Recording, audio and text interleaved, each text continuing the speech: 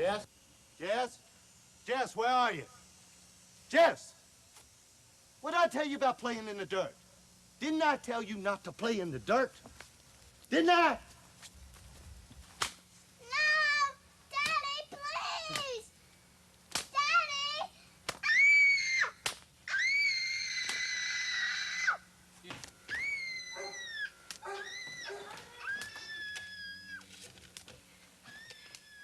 Yes, please call the police. There's a child being beaten next door. It's not the first time it's happened. They're at 914 Morrison Drive. They just dragged her into the house. She was crying, and then all of a sudden she stopped. He was beating her in the face with his belt. No, I can't tell you my name. But please hurry.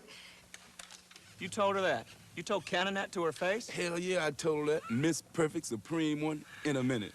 I sure would have liked to see the look on her face when you told her. Adam 24. 1082 at 914 Matheson Drive. Anonymous complainant. Possible assault on you. God, I hate domestics. 1017.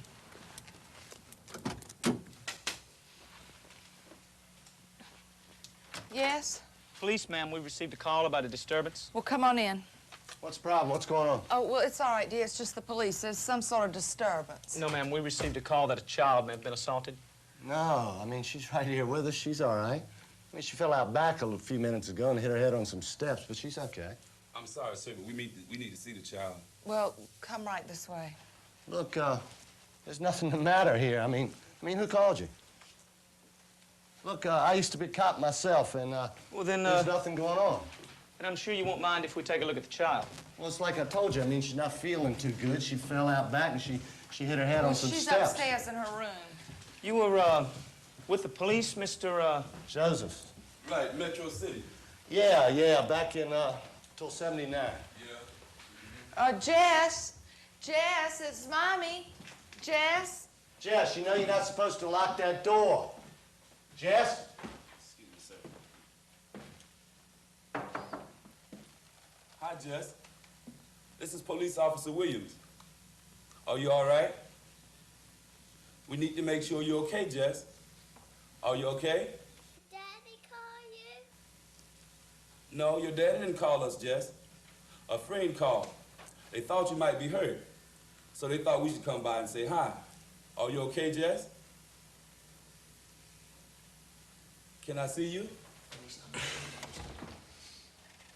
It's okay, Jess. It's okay, honey.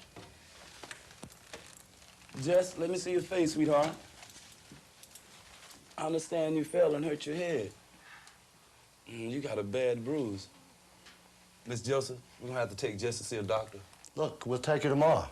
Mr. Josephs, I'm afraid we're going to have to place the child in protective custody for a while, okay? Protective custody? Look, I told you, she just fell. I'm sorry, sir. I'm sure it's nothing, but as you were with the police, well, I'm sure you understand. Are you taking me to jail? No, Jess, they're just gonna take you to the doctor. Now, look, listen, Mr. Josephs, please, let's don't make this any harder than it already is. All right, but I'm going with her. I'm sorry, sir. Come on, Jess. Your mom and dad wants us to take you to the doctor. Let's go. Mommy, wait. Oh, it's okay, Jess. They're just gonna take you to the doctor. She's upset because she's never been away from me before. Can I go with her? I'm sorry, Miss Joseph. Be a sweet girl, Jess. Don't you tell any stories, you hear, Jess?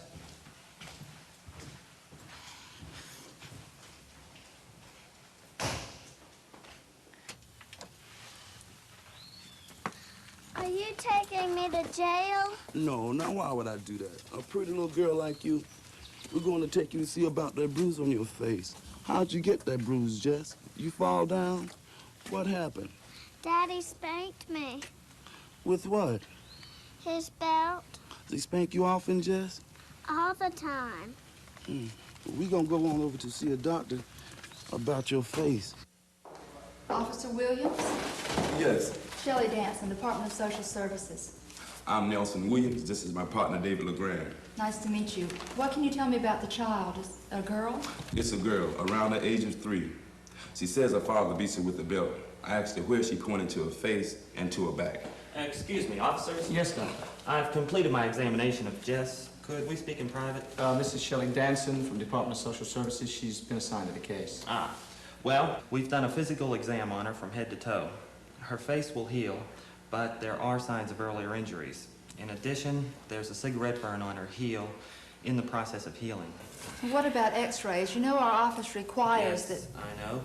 We've done a full skeletal survey, and it also shows injuries. Some old healed fractures, both of the ribs and the long bones of the body. There's also some calcification around some of her joints. What does that mean? Calcification around certain joints indicates that a child has been snatched or pulled repeatedly. Also, her back is covered with scars. How many? It looks like a road map. I seriously doubt that any kind of fall might make those type of lacerations. The metal end of a belt might, however. I see.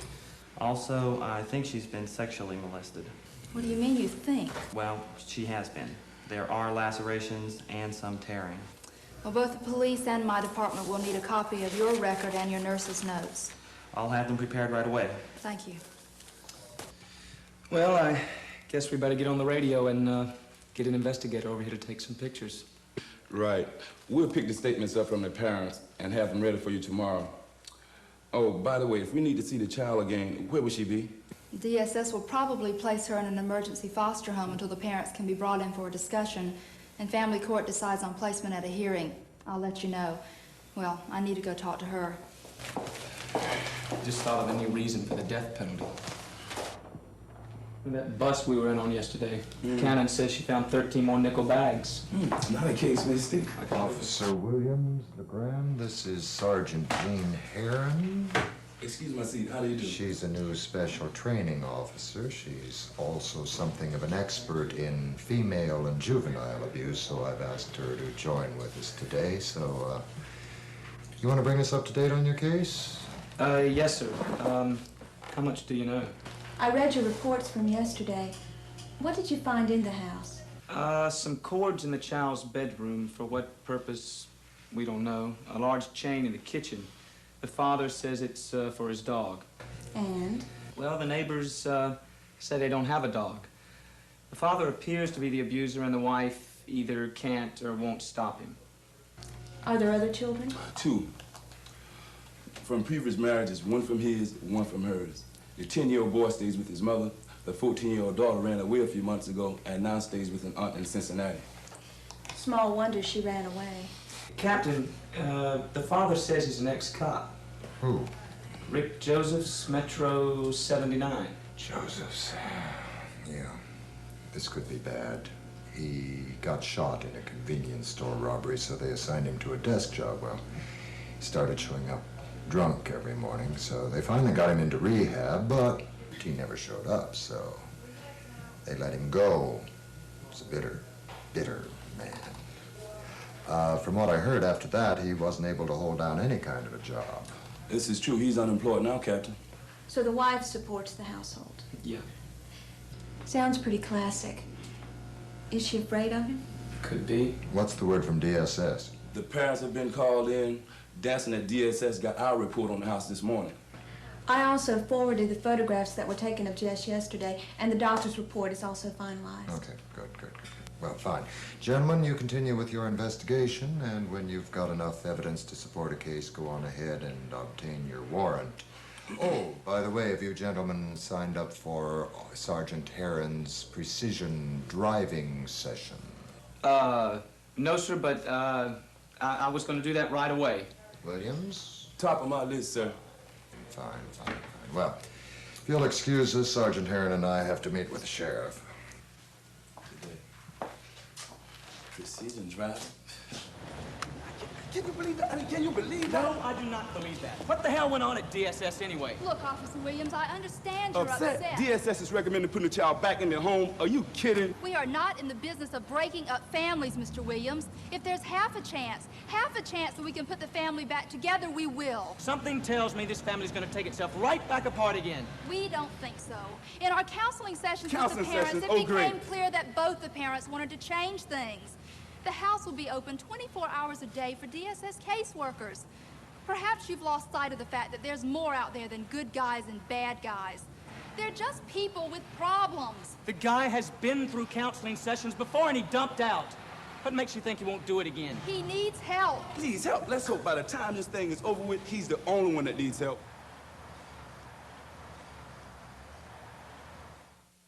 90% of the child molesters in the state of South Carolina and in any state walk out of the courtroom scot-free, whether they've been convicted 17 times, whether they go on to murder, as many of them do continually. Stiffer penalties for child molesters is a very important state statute, giving judges and prosecutors the ability to prosecute for serious crimes. In most states, including South Carolina, it's only aggravated sexual battery to murder your own child. It's not a first, second, or third degree murder. Those children have rights. Many of the statutes are outdated as to criminal penalties. In many states, kidnapping is not a felony. You can kidnap someone, sexually molest them, turn them loose at some point, and you won't be prosecuted as a felony. The list is endless. I think I could sum it up by saying there are virtually no statutes for protection of children in some states, and some of the statutes are 30 years old. Can you tell me how to get to Sesame Street? How to get to Sesame Street. Jess, come on, darling, we got to go to the store. Mama's out of tomato sauce. But I want to watch this. Jess, I need you to go to the store with me, okay? Please, Mommy, please. Well, I'm only gonna be gone a minute. Now, Jess, I don't want you to let anybody in this house, you understand? Jess, are you listening to me? Yes, Mommy. Okay.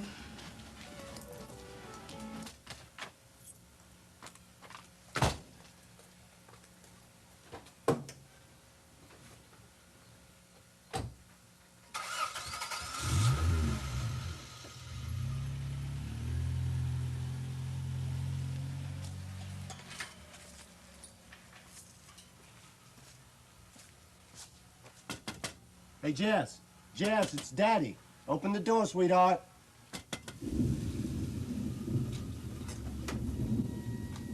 Jess! Jess! Jess! Jess! Jess! Jess! Doris! Doris, have you seen Jess? Well, yes, her father came for her just a few minutes ago. He did seem in kind of a hurry. It's standard, Thomas. The ruling was dead on. We won one and we lost one. So it would seem. The search warrant was good. The judge admitted the guns. And the marijuana found in the apartment, and the nickel bags found on him. But what about the ones in the locker? No, sir. Why not? Well, sir, one of the officers told Blakeney if he didn't give consent to have his locker searched, we could have a warrant within the hour and search it anyway. The judge defined that as a show of police force. I see. It's nothing new, Thomas, but the case is still good. My office will pursue it. Good, good, good. Fine, fine. Look, I gotta be back in court in about an hour. Yeah, thanks, Malcolm. Mr. Stark. One of the officers, Cannon? Would you care to be more specific as to which of my officers told Blakeney he or she could get a search warrant? Matthews, sir. I see. Will that be all, sir? You disagreed with Matthews' choice from the start, didn't you, Cannon? Yes, sir, I did. But he's good, Captain. Just a little rough around the edges. I can't go around losing good evidence because one of my officers decides to start shooting off his or her mouth. But the majority of the evidence was admitted. The 3 pounds of I'm marijuana... aware of that! Even Mr. Stark says the case is still good. That's not the point. We were lucky this time. Suppose we lose it all next time. Yes, sir. Have Matthews report to me as soon as he gets in. Yes, sir. Williams and LeGrand, do you know where they are? I believe they're off, ma'am. Oh, well, then you have to help me. My daughter is missing. The child is missing? Yes, How long? 5 minutes. 5 minutes. Ma'am, I really But you don't understand. He's taken her. Who's taken her? My husband. We just separated last night, What and he's seems to very be the upset. problem? This lady's child is missing. My little girl, Jess, she's only 3. She's only been gone about 5 minutes. Ma'am, missing persons requires 48 But hours. my husband took her, Rick Josephs. Joseph's. You were in here on a case last month, weren't you, Mrs. Josephs? Yeah, I saw the pictures of your child that were taken. Listen, we'll put her on the computer right away.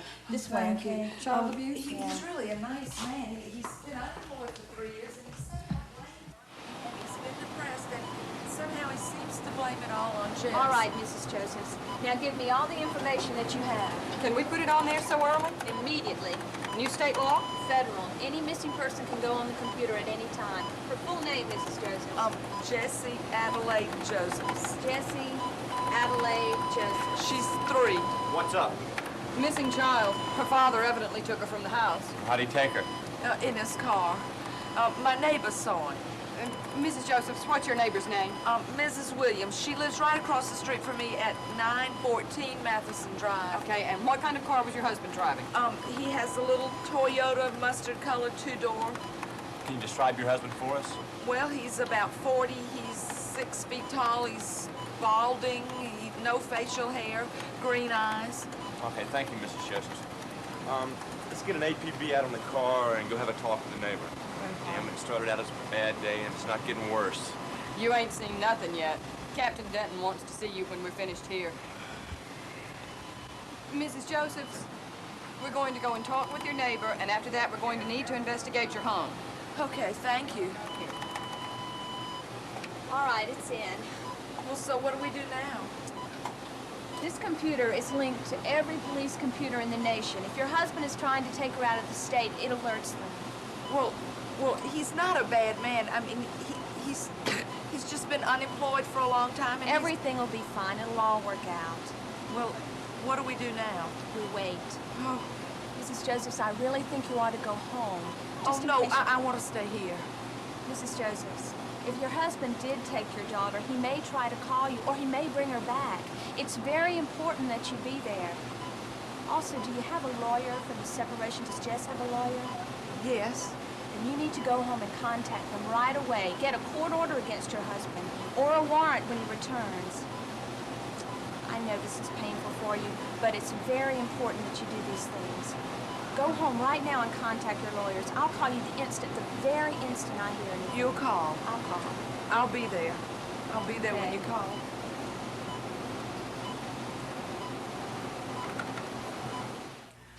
Still nothing. We must have been over that neighborhood 50 times. Yeah, no sign of the father either. I just checked. He's a bad one. He got kicked off the force in '79 for drinking. He's been from one job to another since then. LeGrand says he's one bitter man. LeGrand? I thought he was off. Yeah, he is. I called him at home. Mrs. Josephs asked for him and Williams when she came in. Seems they worked on the Josephs child abuse case last month. Officer Cannon? Yes. Shelley Dance from DSS. I brought over some pictures we have of the girl and her fingerprints. Her fingerprints? It's standard for us now. It protects the children in this type of situation. Terrific. We'll get these out on the street. Matthews? How was Mrs. Josephs? As well as can be expected. We were working with them. Yeah, I understand that. We were trying to put the family back together. Mm-hmm. It's not our fault. I didn't say that it was. Look, we try, huh? Sometimes it works, sometimes it doesn't. Excuse me.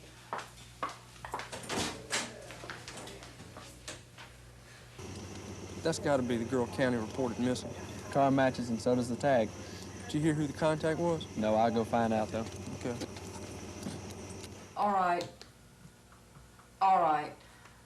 No, I'm not going to call until I get those fingerprints checked. I don't care. No. Well, they found Joseph's car parked off 278. The officers went to the woods to investigate and found him standing over the girl. He fired and missed. They didn't. He's critical. And the little girl? They got there too late. Oh, God. I'm sorry. I just couldn't wait at home anymore by myself. Everything there reminds me of Jess. Miss Danson, what are you doing?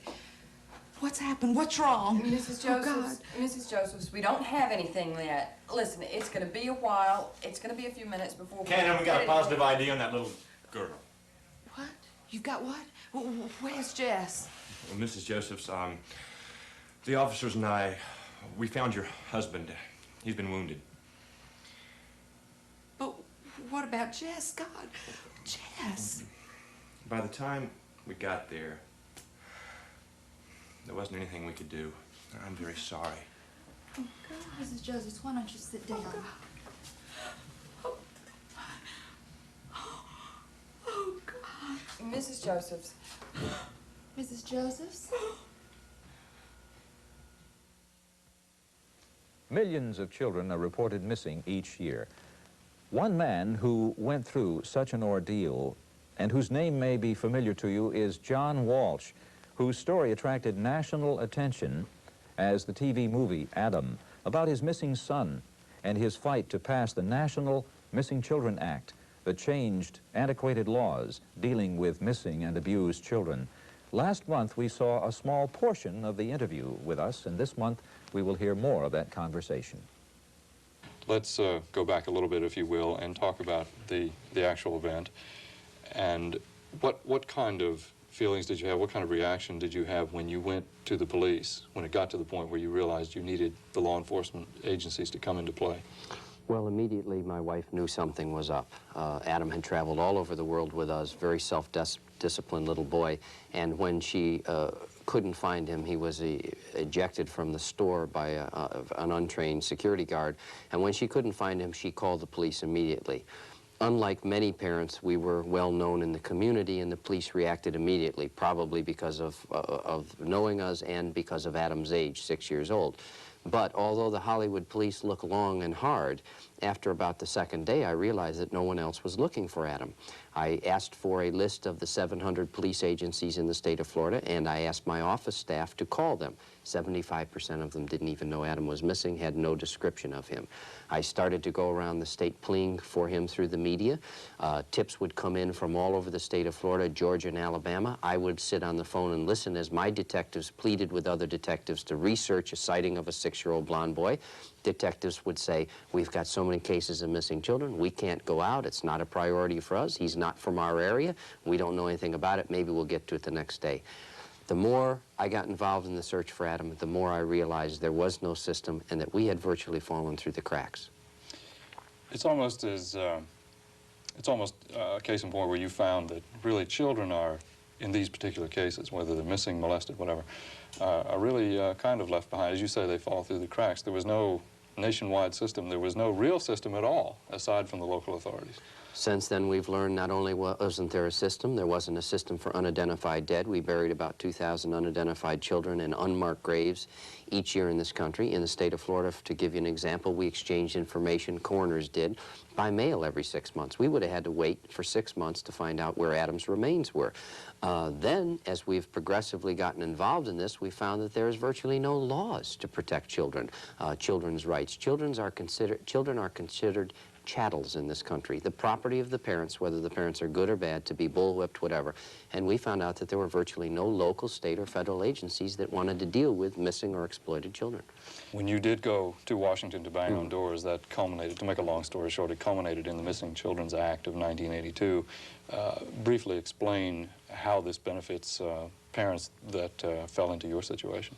Well, I'll never understand the opposition of the Justice Department and FBI to the bill. First of all, it's a very simple bill that should have been passed 10 years ago. It allows parents, for the first time, after they make a report to their local police, missing child report, that they have the right to make sure their children's information is in the National Crime Information Computer, the big computer that stores boats, planes, stolen cars. They have that right because only 30% of the local police in this country ever enter kids into the national system. So children's bodies are found all over the country and buried in these unmarked graves. The bill also set up an unidentified dead file, letting coroners put information about missing children's bodies that they had, and unidentified dead, adults as well, into a national system. I always believed at least we had a system for unidentified dead. So that simple bill just did those two things. It was the tip of the iceberg. In reading an article from a Florida newspaper, it said that following the enactment of this law, it said it's a good law, but only if it's used. Absolutely. The sad thing is, of course, federal law can't mandate states or local law enforcement to do anything, really. That is the reality of politics and law in the United States, that we live in 50 little feudal kingdoms, 50 little states.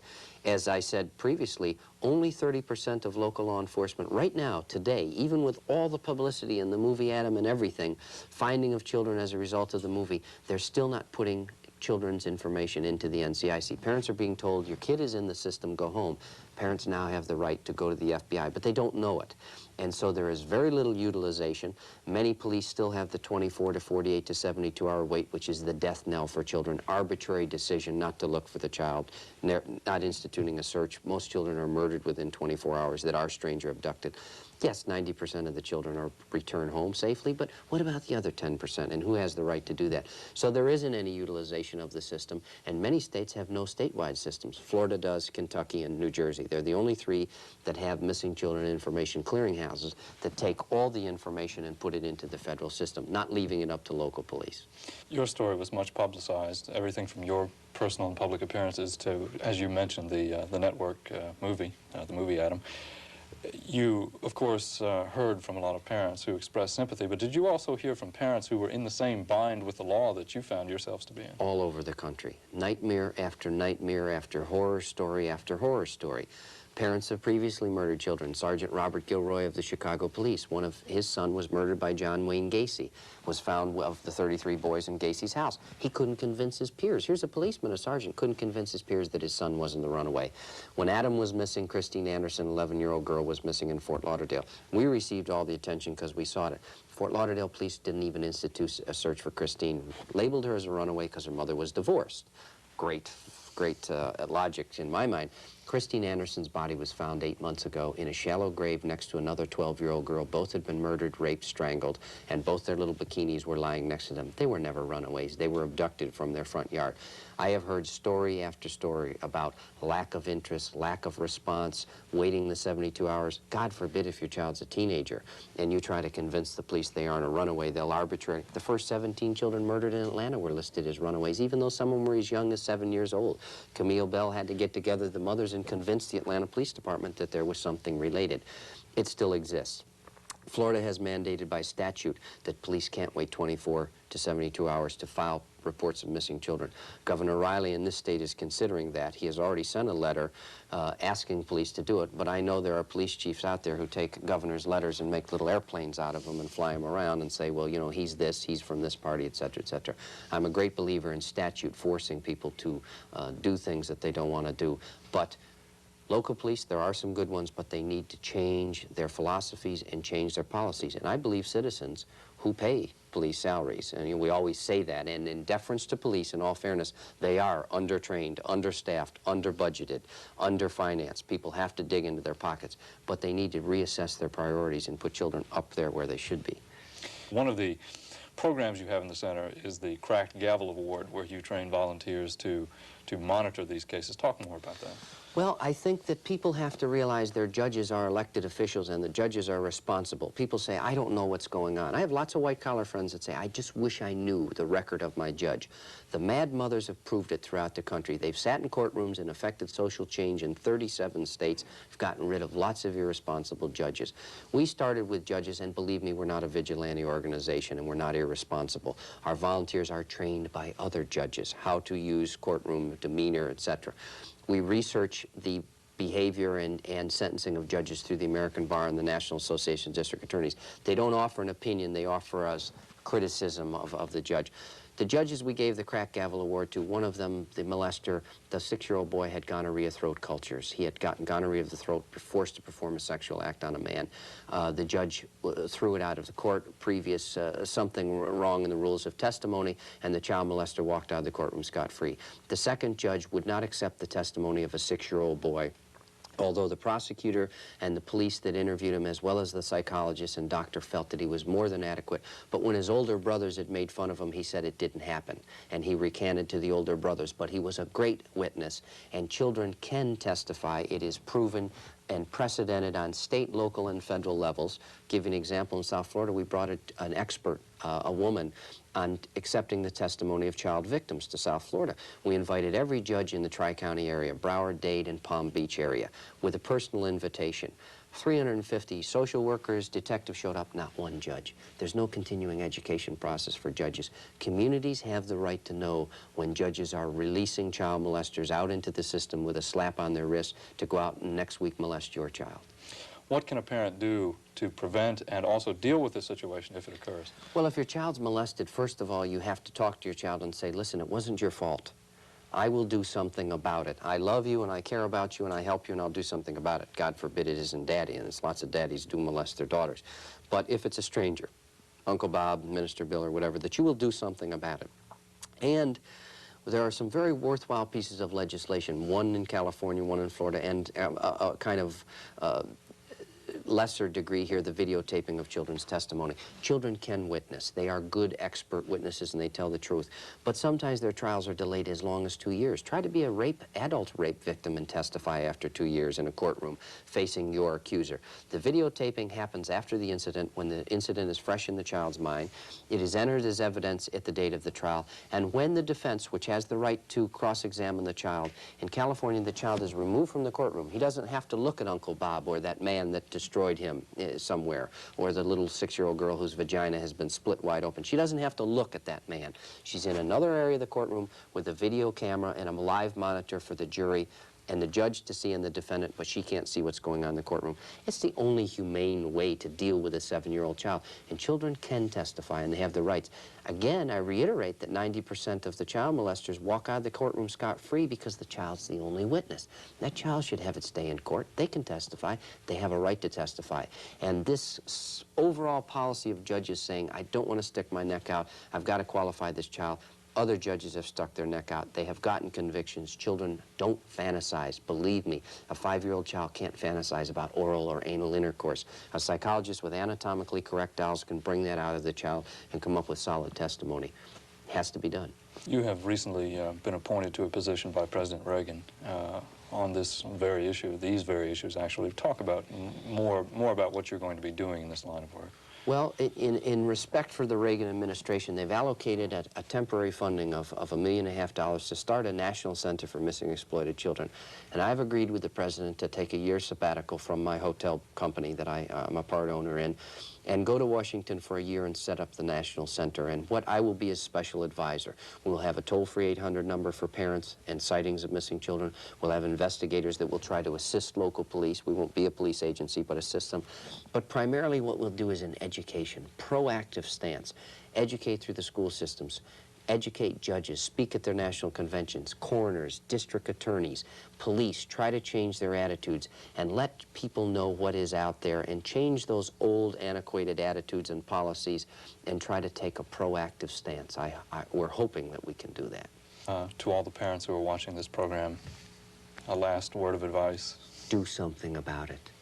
Do it for your child. Do it for all the children that don't have good parents. The children that they are the resource of this country. They are the future. They're the ones that'll take care of us when we're older. They're the ones that will make the laws to protect us. They are the future of this country. And don't assume it couldn't happen to you again. If you care about them and the quality of their life and other children, do something about it.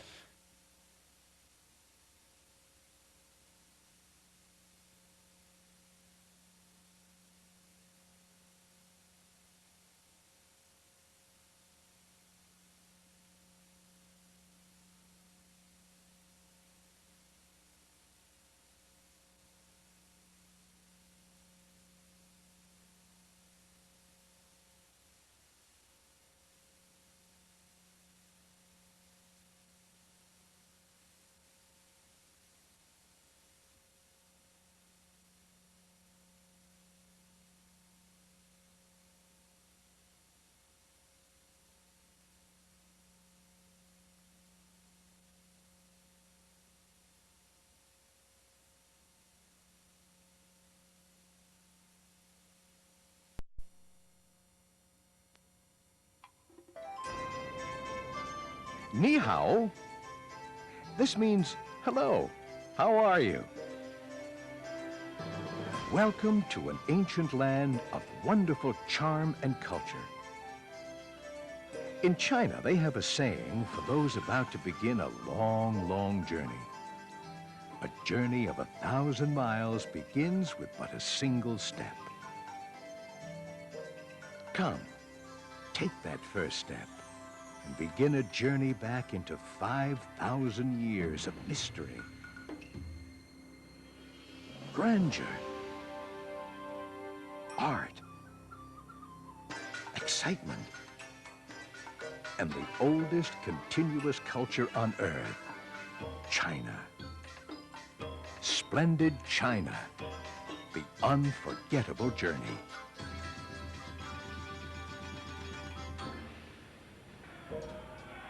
China's history as a unified nation began about 220 BC, when the armies of the small kingdom of Qin crushed rival states.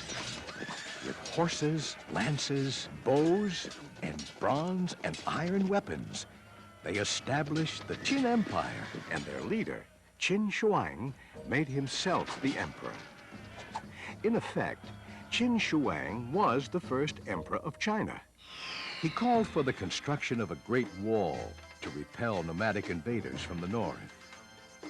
Sections of older walls were connected to form a barrier that stretched over 4,000 miles long, the largest engineering and building project in human history. Men gave their entire lives to work on the Great Wall. Now, 2,200 years later, the wall, the armies, and the workers have been recreated in meticulously detailed miniature. The Great Wall is just one of more than 60 full-scale and miniature exhibits at the Splendid China theme park in Orlando, Florida. The wall was built like the original, brick by brick. More than 6.5 million handmade bricks the size of dominoes were patiently mortared into place along the half-mile wall.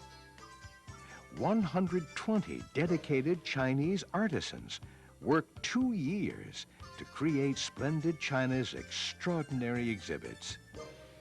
Each ceramic figurine was individually sculpted and painted by hand. Each is different, with features representing those of various Chinese cultural groups, with expressions and postures fitted to the role each will play.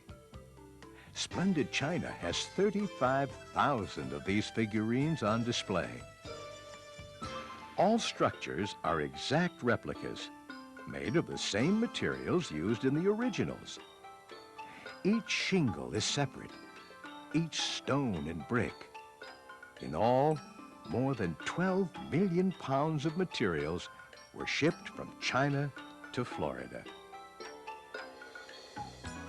What you see on your visit to Splendid China is nothing less than all the landmark sites in the history and culture of the second largest nation on Earth, larger than the U.S., with 1/5 of the world's population, and a writing system that dates back 4,000 years.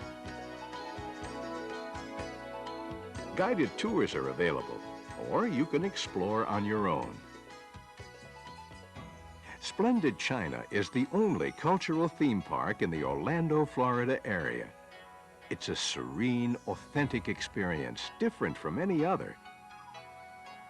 It fills your senses with exotic scenes, tastes, and scents.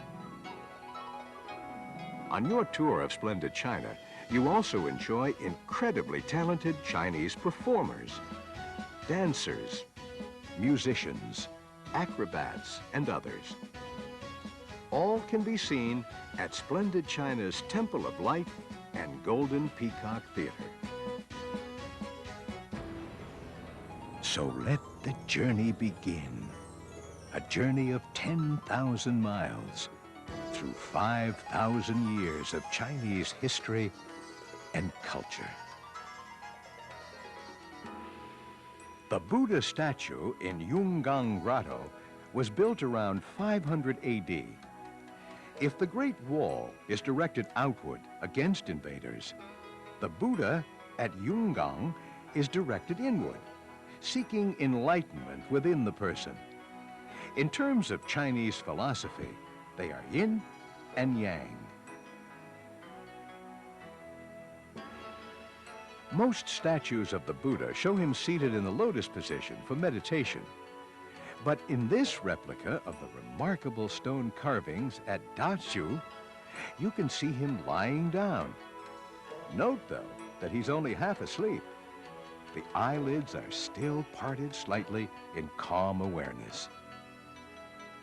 These are the beautiful sculptures in Longmen Grotto, 100,000 disciples in stone. Some fearsome, some peaceful, surround the statue of Lasana.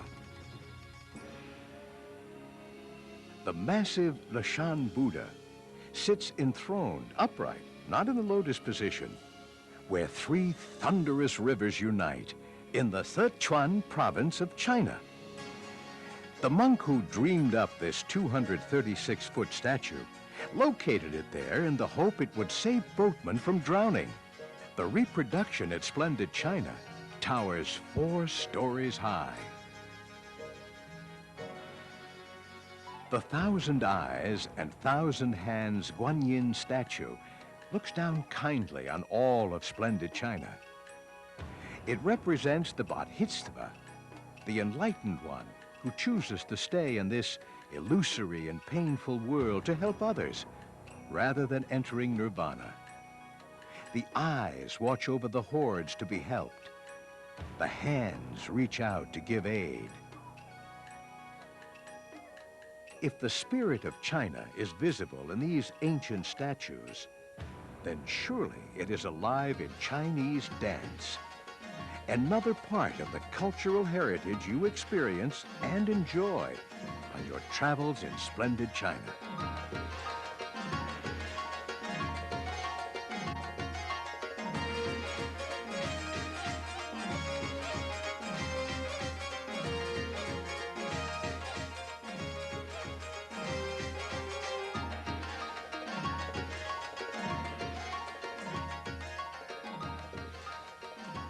Ancient dance, youthful performance. That seamless continuity is seen also in the Jin Ancestral Temple, built 1,500 years ago, then renovated often in the centuries since. The ancient cross-shaped bridge is the only one of its kind preserved in China today.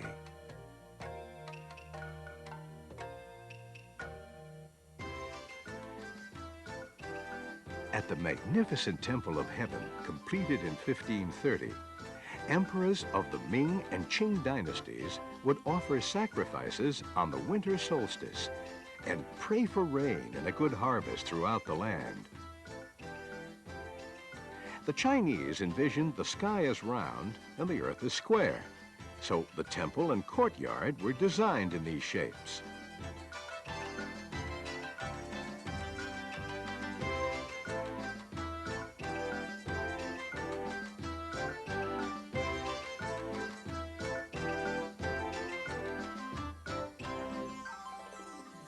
Halfway to heaven, the mid-air temple has clung to a cliff through storms, earthquakes, and centuries of erosion. It consists of 40 spidery structures, now 15 centuries old. Inside are statues of the founders of the Sanjiao, or 3 doctrines: Buddhism, Confucianism, and Taoism. In this miniature, you see how the temple seems to float on the air, defying gravity like a Chinese acrobat.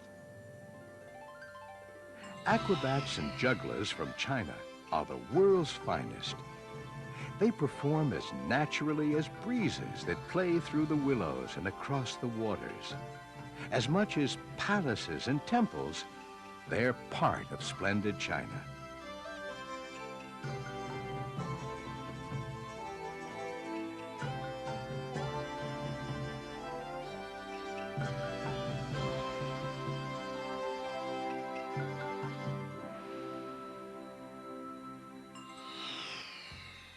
The 3 ancient pagodas form a kind of architectural balancing act.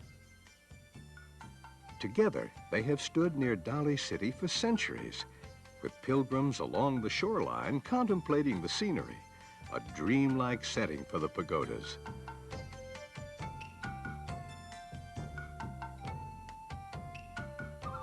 On the topmost level of the tallest pagoda, 4 golden-winged birds were said to sing whenever a visitor dropped a pebble. The Manfailong Pagoda is in southwestern China, where a mysterious footprint in the bedrock was thought to be the Buddha's. It's also called the Bamboo Shoot Pagoda because it resembles a clump of bamboo. Several of the figurines at the Manfailong Pagoda perform a dance imitating the courtship of the peacock. They seem nearly as real as the graceful dancer you might watch in our Temple of Light amphitheater.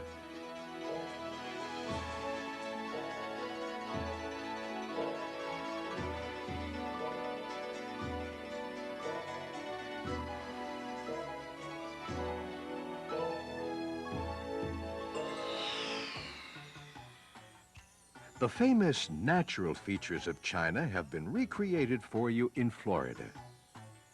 The stone forest has strange formations with names like the elixir mushroom and a mother and child traveling together. These limestone fantasies were sculpted by 270 million years of erosion. Unlike humans, nature is never rushed at her work.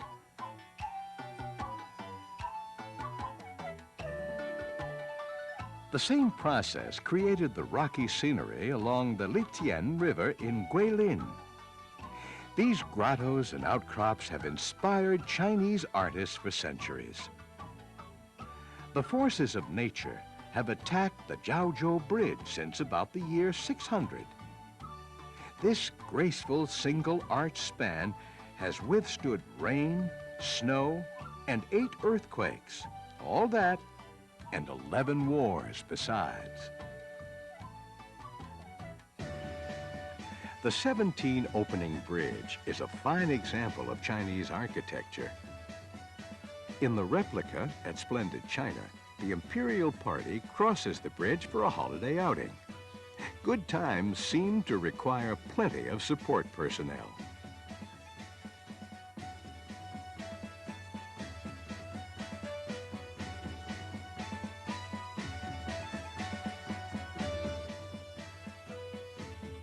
The Summer Palace was established in the Qing dynasty, then reconstructed in 1903 by the Empress Dowager Tutsi, who dipped into Navy funds to get the job done. At court, the Empress doubtless enjoyed ceremonial displays of martial arts, but none finer than these at Splendid China.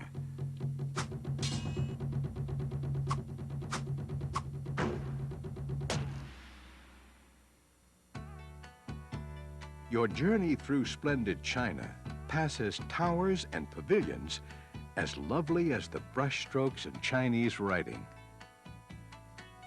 The Tungbang Tower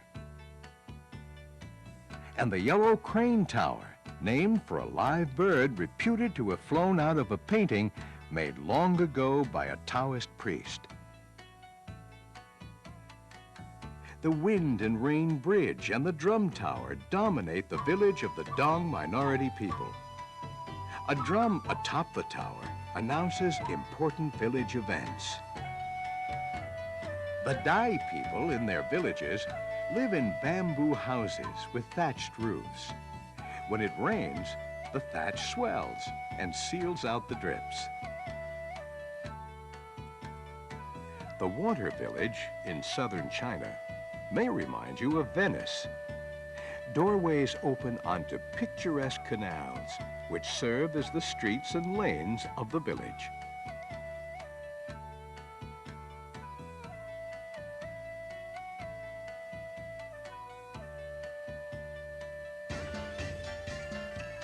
The Mongolian people of northern China are mostly nomadic, living in circular tents called yurts. As herdsmen, they have a rugged life, but once a year they gather for a nadam, or fair, where they trade wares, sing and dance, and compete at horse racing and wrestling. The Mongolian exhibit at Splendid China features lively animated figurines to recreate these ancient sporting games. In a way, Splendid China is a nadam that never ends. People from far and wide come together for fun. Everyone plays, even the audience.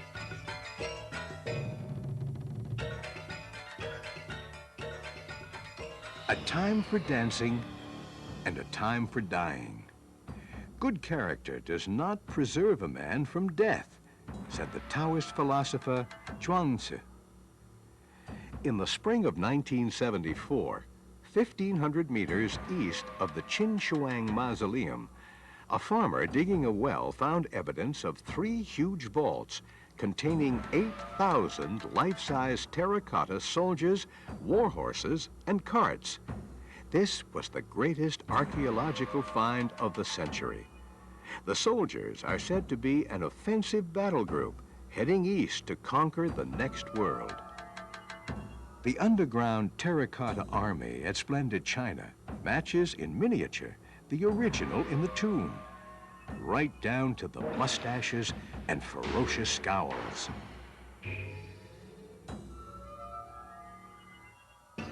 At Splendid China, you can also visit the mausoleum of Dr. Sun Yat-sen, the farmer's son who fought to overthrow the emperor and unify all Chinese.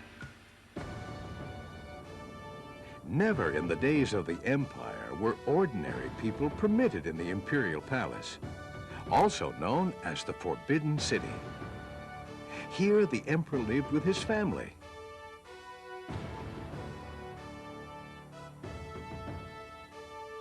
Completed in 1420, the palace has 9,999.5 rooms and was occupied by emperors of the Ming and Qing dynasties. Today, it's the Palace Museum, open to the public. The magnificent model at Splendid China features an emperor's wedding, attended by thousands of colorful and courtly guests.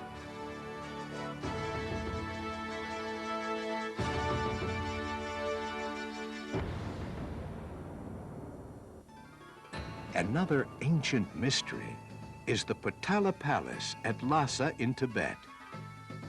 Even in miniature at Splendid China, it seems massive. For Tibetan Buddhists, it's the holiest of places. Traditionally, the enormous tapestry of the Buddha kept in the palace is unrolled only once each year. A rite of spring called the airing of the Buddha. Monks from the palace and pilgrims from far away come here for the event. Some dress ceremoniously as demons, since Buddhism in Tibet absorbed many of the practices of primitive religions.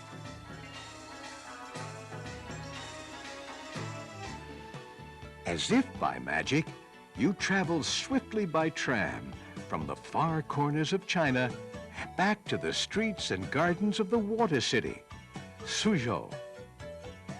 Set amid artful arrangements of rocks and flowers and water, these shops at the village offer you the chance to take home a precious bit of Splendid China.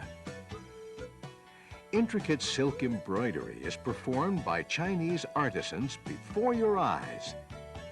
Down through the ages, the Chinese have raised this art to perfection. The themed China Village shops offer you some of the finest tapestries and carpets in the world. You'll find exquisite room decorations with classic Chinese motifs, ship carvings with eye-catching detail, and much more. Stop a while and watch one of our potters at work, crafting a vase or bowl. A hand-painted Chinese fan is the embodiment of delicacy, beauty, and discretion. Stock your kitchen with Chinese teas, noodles, and other delicious foods. If you or someone you know needs a cuddly panda, Splendid China has a den full. Grandpa Panda entertains the panda grandkids with a little help from a friendly giraffe. This show is sure to delight our younger visitors of all ages.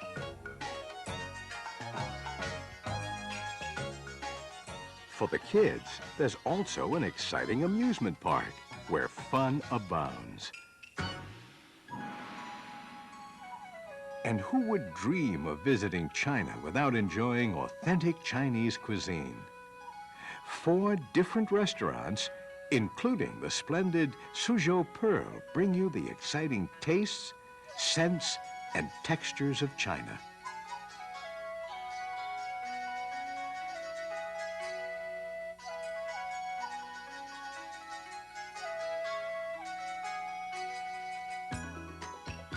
The Florida climate, much like the climate along the South China Seas, makes a tour of Splendid China a pleasure at any time of year.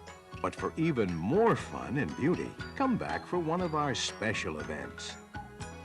The Kite Festival, held in summer, offers dazzling examples of the ancestral Chinese craft of kite making. Fantastic birds and colorful dragons soar and swoop in the skies over Splendid China. In September, the Harvest Moon Festival brings a bumper crop of entertainment. The Christmas Festival brings elaborate gifts of music, lights, and dancing. Nighttime is always a special time at Splendid China. The old streets of Suzhou glow under the colored lights, edging the pagoda roofs. Many evenings come to an end with glorious bursts of color in the skies. The Chinese invented fireworks and still make the best and brightest. We hope you'll come back to Orlando's only cultural theme park and take that first step again on the unforgettable journey through Splendid China.